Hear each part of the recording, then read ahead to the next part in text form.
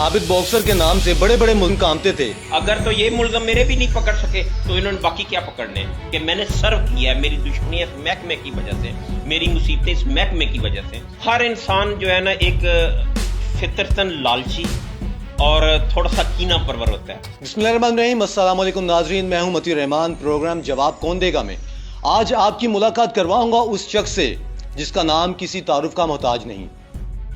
हाल ही में उनके घर पर हमला किया गया और दिन दिहाड़े उनके साथ वो कुछ हुआ जो बयान नहीं किया जा सकता। मेरी मुराद आबिद बॉक्सर साहब के साथ है। जी अस्सलाम वालेकुम सर। वालेकुम अस्सलाम। सर बहुत शुक्रिया आपका, पहले तो आपने अपने कीमती वक्त में से हमें टाइम दिया। सबसे पहले सवाल आपसे पूछना चाहूंगा कि आपका नाम, आपको आबिद बॉक्सर कहते हैं, ये बॉक्सर आपके नाम के साथ किस तरह लगा? मेरा नाम आबिद हुसैन था और जब मैं पाकिस्तान चैंपियन हुआ नेशनल के बाद मैं इंटरनेशनल गोल्ड हुआ तो पुलिस में जाने के बाद वो एक अखबार ने मुझे आबिद बॉक्सर लिख दिया। वो इनकाउंटर हुआ तो उसने कहा जी आबिद बॉक्सर ने ये इनकाउंटर किया। उसके बाद आज तक मेरा वो नाम आबिद हुसैन भूल गए हैं, आबिद बॉक्सर लोगों को याद है। सर मुझे बताएं कि ज़िंदगी के नशेब फराज किस तरह गुजारे आपने? ज़िंदगी के नशेब फराज अल्लाह ने थोड़ी सी हिम्मत दे दी और हिम्मत और सब्र के साथ गुजारता रहा और अल्लाह को याद करता रहा। जब भी देखें इंसान की आखिरी, हम पहले जाते हैं एक जगह, दो जगह, तीन जगह, चार जगह, जब हम सब जगह से मायूस हो जाते हैं तो फिर एक दर रह जाता है, वो अल्लाह का है। तो हमें चाहिए कि हम पहले ही उस दर पे चले जाएं। तो जब भी कहीं मुझे समझ आई कि अब मामलात जो हैं वो मेरे बस, मेरे इख्तियार या मेरी ताकत से बाहर जाते जा रहे हैं तो मैंने अपने अल्लाह से माफ़ी मांगी पहले और उसके बाद उससे मदद मांगी तो अल्लाह ने मेरी मदद की। जी सर मुझे बताएं कि आपको जब जिला वतन किया गया तो आपको क्या लगता है कौन जिम्मेदार था इसका? वही जिम्मेदार थे जो आज खुद वो उसी मुसीबत में से गुजर रहे हैं जिस मुसीबत से वो मुझे गुजारते रहे और गुजारना चाहते थे।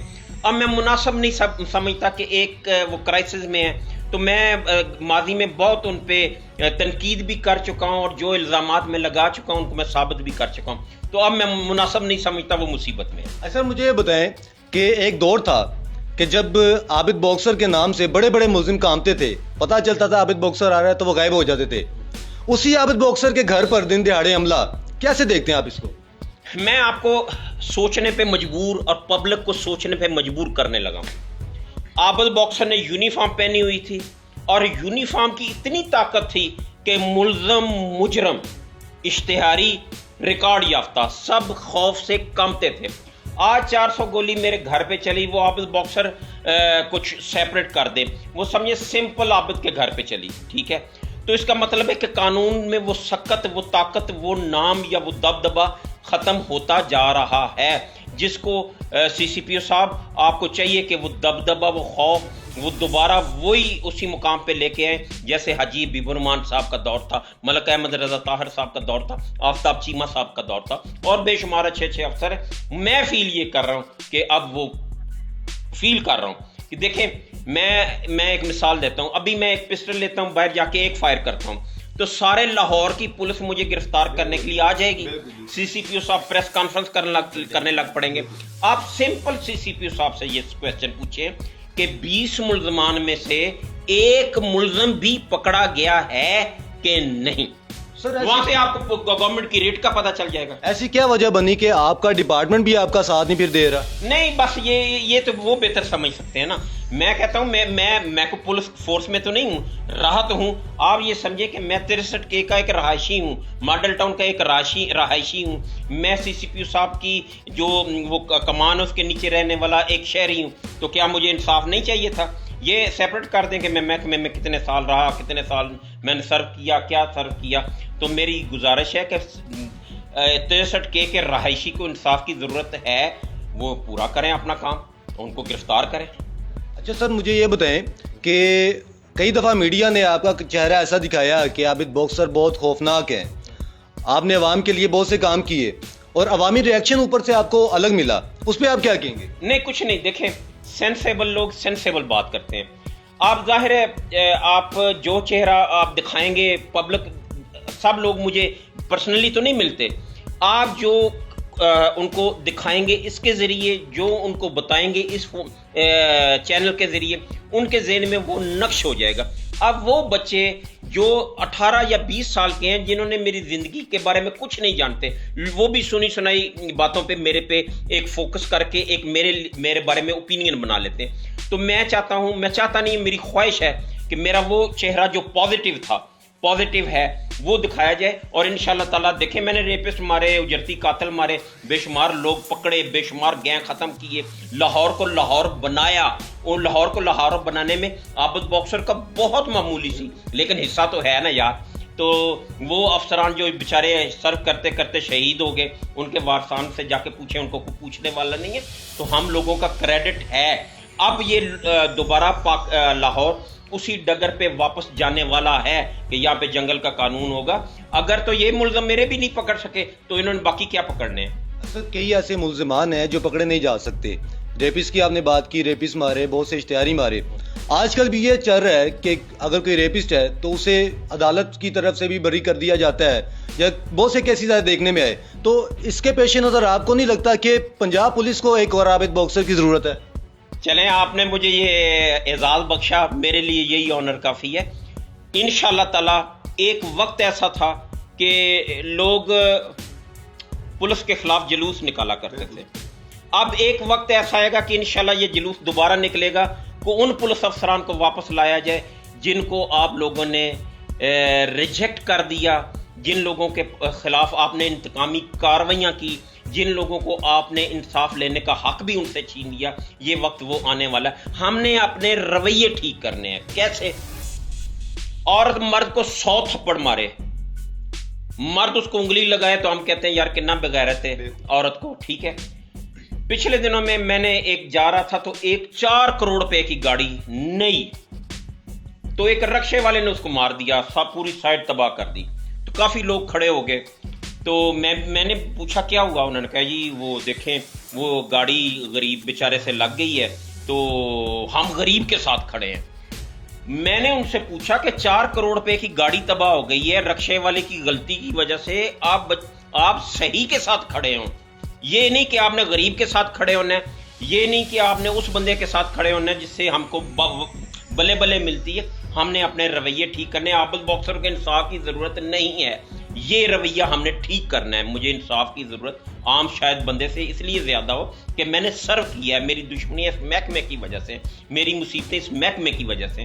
تو اگر مجھے عام انسان تو تصور کرے، مجھے انصاف دیں. اچھا سر، مجھے یہ بتائیں کہ اگر آپ کو کراچی بھیج دیا جائے تو وہاں پہ آپ بھتہ مافیا، پانی مافیا اور باقی مافیا کے خلاف کیا ایکشن کریں گے؟ مجھے کراچی بھیج دیں گے تو کراچی والے کہاں جائیں گے؟